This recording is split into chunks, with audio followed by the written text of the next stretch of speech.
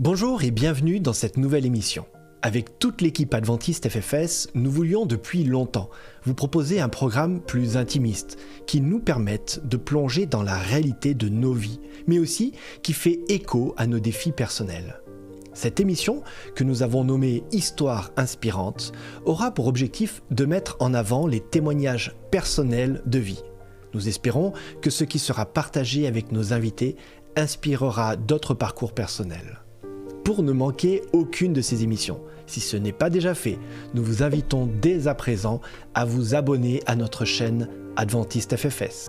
Une des questions les plus difficiles à laquelle nous faisons face en tant que croyants est « Si Dieu existe, pourquoi la maladie? Pourquoi la mort ?» Nous essayons comme on peut de trouver des réponses audibles à cette question redoutable. Parfois, nous entendons des réponses affirmatives très absolues. Parfois, nous donnons des explications qui en fait ne répondent pas vraiment à la question du pourquoi. Alors au lieu de trouver une réponse à la question de la souffrance, je vous propose d'échanger sur la question de ce que je fais de ma maladie. Comment vivre avec? Comment y faire face? Peut-être même, comment la transformer en force? Notre invité de ce jour, Marc Cam, devrait déjà être mort. Il est atteint d'une maladie mortelle depuis son enfance. Il a accepté de nous parler de lui, il a accepté de nous partager son histoire inspirante.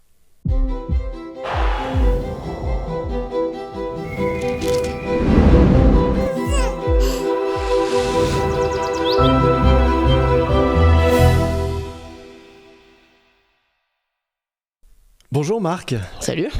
Heureux de te retrouver dans cette émission, cette toute nouvelle émission d'Histoire inspirante. Et je suis content de faire cette première émission avec toi. Moi aussi. Parce qu'on travaille ensemble, on se connaît depuis aussi de nombreuses années. Tout à fait. Et quand on a lancé l'idée de cette émission, tu t'es dit « Ok, moi je suis prêt, j'aimerais apporter mon témoignage de vie. Oui. » Une vie particulière, alors je l'ai dit en introduction de cette émission, Marc, aujourd'hui tu devrais déjà être mort. C'est peut-être un peu choquant pour certains qui nous écoutent. Est-ce que tu pourrais nous parler de peut-être ce qu'on a vécu il y a quelques années de cela, ensemble? C'était ton premier camp en tant qu'animateur de la jeunesse adventiste dans une colo. Et on s'est retrouvés, toi et moi, dans une situation particulière, mais qui illustre bien, je trouve, ton témoignage de vie. En vrai, c'était mon premier camp en tant qu'animateur. Et je me rappelle, pendant le pré-camp, pendant 3 jours, on n'a pas chômé, jusqu'à que ma maladie me rattrape et que je me retrouve totalement sans force, sans énergie, sans rien. Et tu l'as bien vu, où j'étais vraiment assis par terre, je pouvais pas me lever. J'avais les joues creuses, et j'étais très très très faible. Et ça a dû être pour toi très impressionnant, même si tu savais un peu ce que c'était ma maladie, tu le savais. Mais c'est vrai que c'est impressionnant quand tu vois quelqu'un qui a des maigreurs, qui a les joues creuses, qui vraiment peut pas se lever, avec les bouteilles d'oxygène et tout ça. Donc oui, effectivement, après cet épisode, je suis resté bien 2 semaines, 3 semaines en réanimation. Donc assez costaud pour moi déjà, et puis pour mes parents. Et donc voilà, c'est des choses qui arrivent. Alors toi tu le dis, tu avais peut-être l'habitude, moi pas du tout. Alors là du coup c'est moi qui vais même témoigner. Parce que comme tu le décrivais, je me suis retrouvé face à toi, tu n'étais même pas assis par terre, tu étais allongé avec la bouteille d'oxygène à fond. Et malgré l'oxygène à fond, tu avais du mal à respirer. C'est lié à cette maladie que tu as depuis ta naissance, qui très clairement est stressante. En tout cas je la connaissais de nom, mais je peux dire ce jour-là j'en ai vraiment vu les effets. On a eu, avec toute l'équipe d'animation, ce jour-là, très très peur pour toi. Ton père est arrivé, il a géré, comme d'habitude, tranquille. 12 heures aller-retour de voiture. Donc... Serein, il t'a ramené là où tu habitais à l'époque, à Nice. Ouais, c'est ça. Et puis, vous n'êtes même pas passé par la case maison, vous êtes directement allé à l'hôpital. Ouais, le lit était prêt, la chambre était opérationnelle à ce qu'on m'accueille. Et donc, tu as passé ces 15 jours en réanimation. C'est presque devenu une habitude, pour toi en tout cas, familier avec cette maladie. Peut-être que tu peux nous décrire un peu cette maladie, d'abord comment elle s'appelle. Alors, la maladie s'appelle la mucoviscidose, voilà, donc c'est une maladie qui touche principalement le système digestif, mais aussi les poumons surtout. En plus, à l'âge de 12 ans, tu développes un diabète, particulier évidemment. Donc tout ce que tu développes, c'est particulier en fait, c'est propre à la maladie.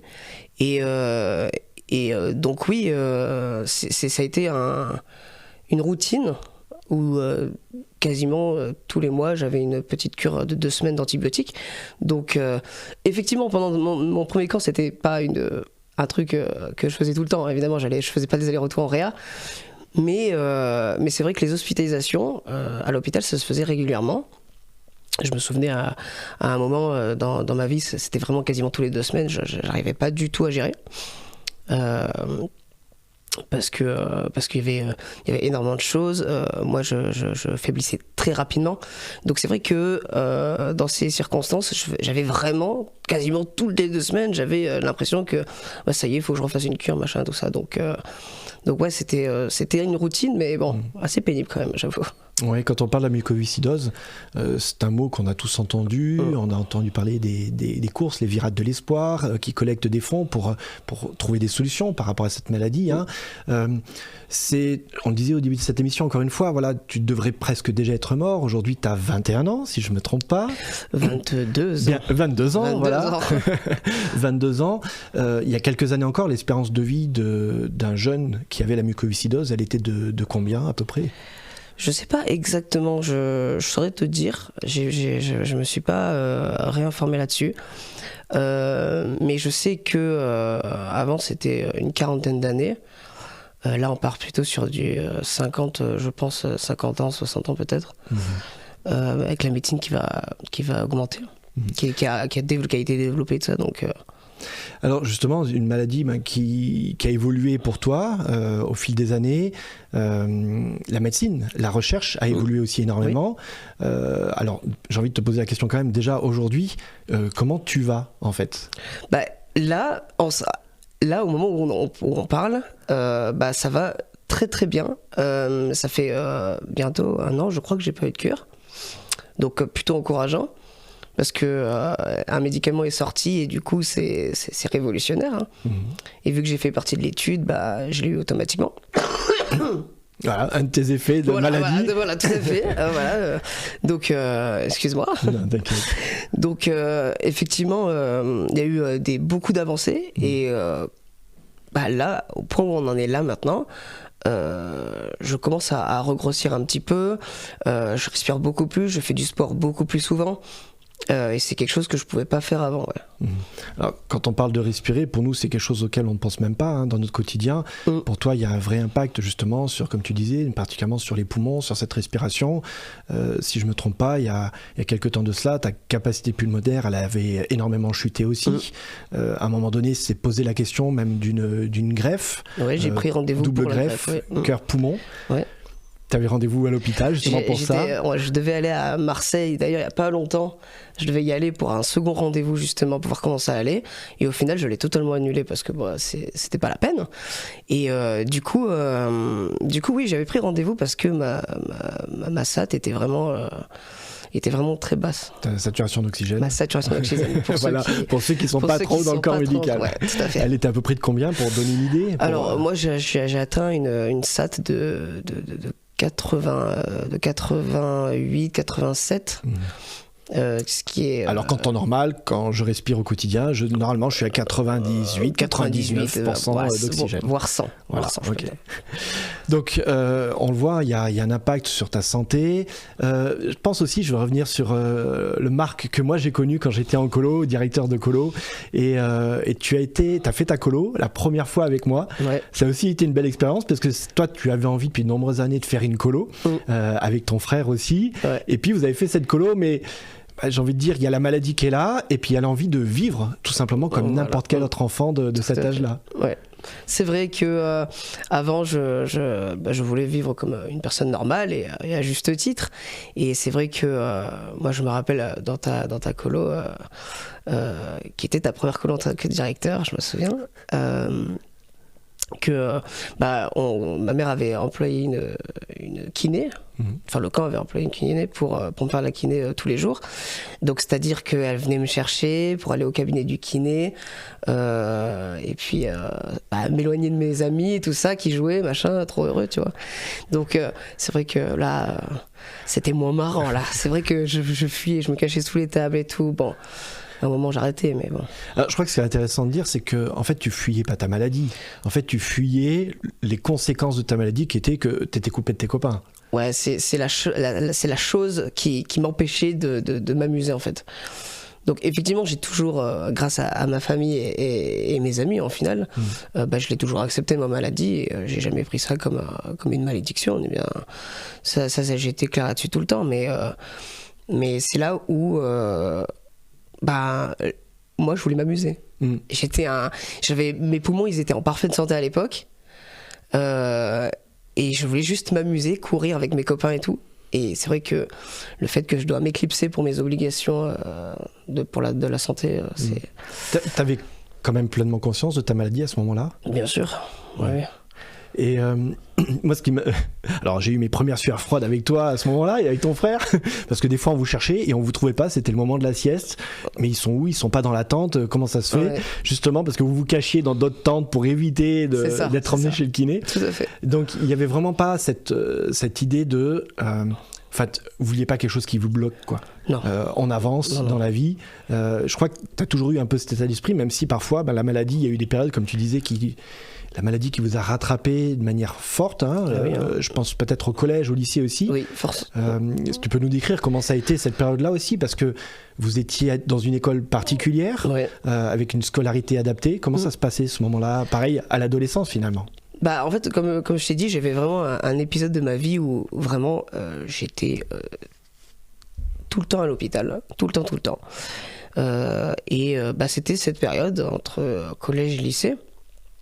Après, j'étais dans un lycée, puis après je suis allé dans un autre lycée, mais c'était une clinique, où j'ai passé au final de très bonnes années, au final, c'était super. Et c'est là où il y avait un déclic, c'est-à-dire que je voyais les gens hospitalisés à plein temps, et moi je me regardais de loin, tu vois, je me regardais, je me faisais, ouais mais en fait c'est qui moi j'ai rien au final à côté d'eux. Pourtant ma maladie est classée comme très grave, mais je les regardais et je fais en fait c'est pas, là je me sens pas malade, c'est eux en difficulté, et j'ai toujours fait un travail là-dessus pour se dire que voilà, peut-être que eux ils ont 2 fois plus besoin des gens et tout ça machin que moi.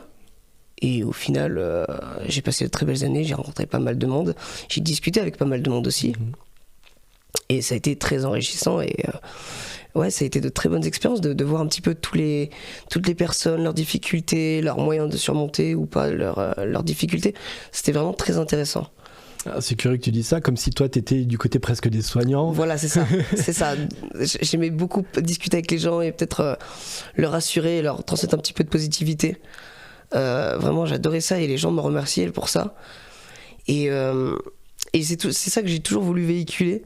C'est effectivement, moi je leur décrivais ma maladie à moi. Donc difficulté, très peu d'avantages. Mais à part qu'on a des prix pour certains endroits, tu vois. Donc ça c'est cool. Pour tirer des avantages. Je rigole toujours là-dessus. Mais c'est vrai, par exemple les places handicapées, j'ai le droit à ma carte alors que je suis pas handicapé. Je suis classé handicapé à 80%. T'es pas handicapé moteur, mais voilà. Je suis handicapé d'une certaine manière, voilà. Mais c'est intéressant la manière dont justement tu vis ce handicap, et puis comment finalement tu l'as transformé quand tu étais hospitalisé, quand tu étais au lycée, au collège. J'ai envie de te poser la question, mais qu'est-ce qui t'a donné cette force, ou qu'est-ce qui t'a aidé à surmonter justement, alors pas cette maladie, pas la vaincre, mais en tout cas à vivre malgré la maladie, malgré les handicaps qu'elle te provoque? Alors moi c'est simple, hein. Moi c'est mon entourage. Les expériences que j'ai vécues dans les camps, à la GA, donc la jeunesse adventiste, ma famille évidemment, hein, qui ont fait un travail monstre, et je pense que y aurait des parents qui auraient lâché prise, quoi, et qui auraient été vraiment dévastés par tout ça. Mes parents ils ont géré comme des monstres, et voilà quoi, c'est vraiment des parents exceptionnels.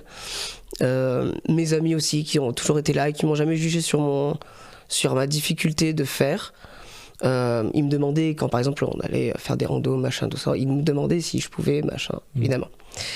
Mais ils étaient partis dans l'idée que j'allais la faire. Et que de toute façon, s'il y a des difficultés, c'est pas grave. Donc, moi j'ai vraiment eu des bons entourages.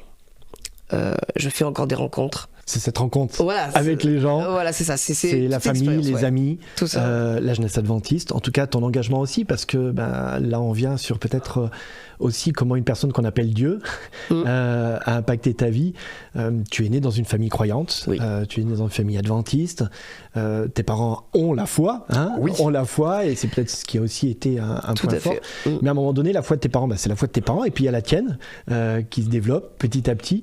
Comment ce Dieu, cet être là-haut dans le ciel, toi tu l'as perçu, et comment tu as avancé avec lui, peut-être contre lui parfois, ou en tout cas en colère contre lui, je sais pas. Alors, en colère, c'est fort possible par moment, en même temps où c'était des moments où parce que c'est beaucoup de sacrifices cette maladie, du style par exemple t'as envie de faire un camp mais tu peux pas, t'es hospitalisé. Par exemple, mon frère Timothée, beaucoup de camps que moi j'allais, les rallyes, les trucs, que lui il pouvait pas parce qu'il était hospitalisé. Donc c'est beaucoup de sacrifices, et de se dire pour l'instant je suis trop faible, je peux pas. Et il faut avoir une espèce de maturité pour se dire je vais pas la faire, je vais pas prendre le risque, je suis pas en état de le faire. Donc voilà, je suis dégoûté. Mon Dieu, pourquoi tu me fais ça, machin. Maintenant, il y a l'autre aspect que Dieu a fait pour moi, c'est qu'il m'a pas donné la positivité, machin, tout ça, direct comme ça. Il m'a donné une bonne raison d'avancer, une bonne raison d'être resté positif. Ne serait-ce que quand je discute avec les gens, le sourire et le goût du... C'est inspirant de te dire que toi, t'as des difficultés et t'arrives à surmonter, en fait. Donc c'est un petit peu une espèce de récompense, les gens qui sont là en mode t'es fort, t'as des difficultés, tu les surmontes, il n'y a aucun souci.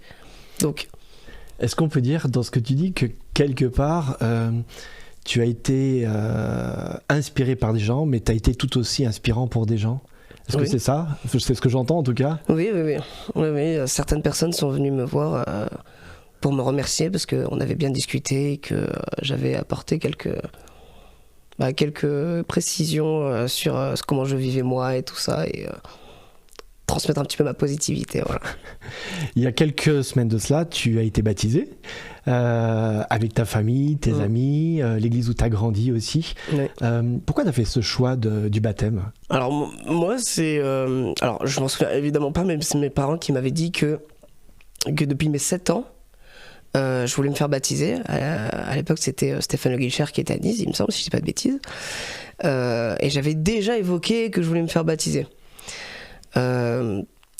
Alors pourquoi je l'ai pas fait avant? Évidemment, la question est évidente pour moi. C'était parce que pour les connaissances déjà, et puis pour un regard un peu plus mature sur ce que je vivais avec Dieu. Mais c'est vrai que j'avais commencé plusieurs études bibliques, et au final, à chaque fois, il y avait une raison pour que malheureusement on arrête. Un changement de pasteur, voilà, c'est ça, une hospitalisation. Oui, c'est ça. Et du coup, j'ai décidé de le faire avec toi, parce que vu que j'ai déménagé à la fédération, du coup je me suis dit il y a une flopée de pasteurs, donc du coup mon patron il est très bien.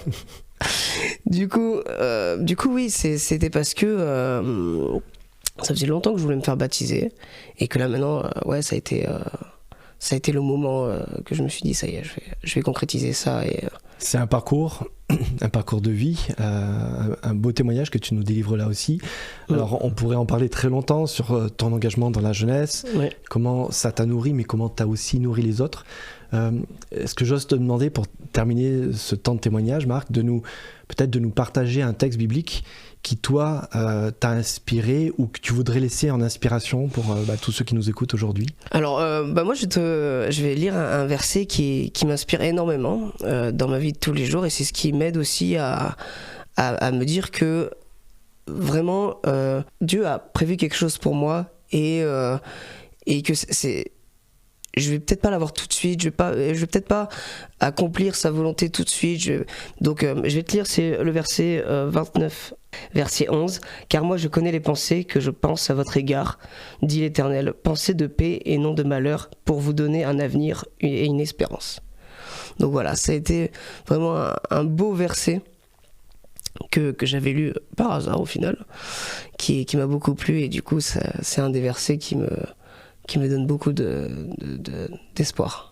Ok, bah écoute, il te donne de l'espoir, mais il nous donne aussi de l'espoir. Ton témoignage inspirant nous inspire justement et nous donne de l'espoir que face à la maladie, quelle qu'elle soit, même mortelle, mais il y a de la vie, il y a beaucoup de choses à faire et à vivre. Et merci tout simplement d'avoir accepté de nous livrer un peu de toi aujourd'hui. Avec plaisir. Et je voudrais te proposer, pour terminer cette émission, comme ça va être notre habitude pour toi, mais aussi pour tous les autres, de pouvoir nous laisser un petit mot sur notre mur d'histoire, notre mur d'histoire que nous avons à la Fédération, de toutes ces histoires qui composent nos vies. Merci à toi Marc et on va écrire ce petit mot. Allez, c'est parti.